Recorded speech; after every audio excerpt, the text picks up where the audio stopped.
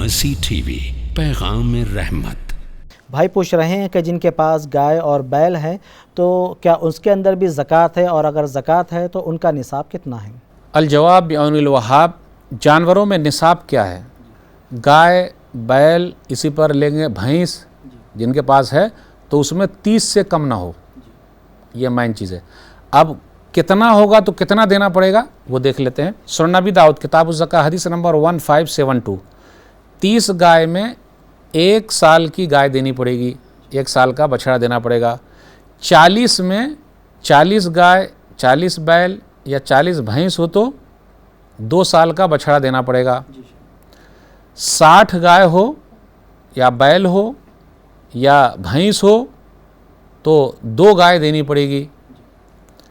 60 سے زائد ہو تو ہر 30 پر 1 سال کا بچھڑا اور ہر 40 پر 2 سال کا بچھڑا دینا پڑے گا۔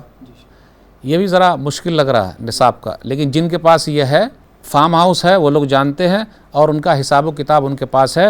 تو اگر آپ کے پاس بھی جانور ہو تو اس کا حساب و کتاب رکھیے۔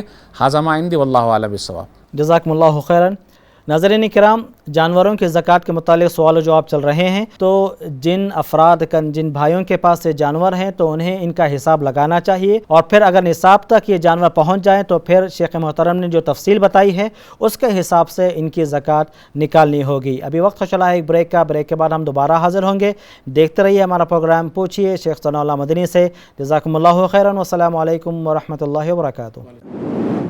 مرسی ٹی وی کے مزید ویڈیوز کے لیے ہمارے چینل کو سبسکرائب کریں اور بیل آئیکن کو کلک کرنا نہ بھولیں۔ جزاک اللہ خیر۔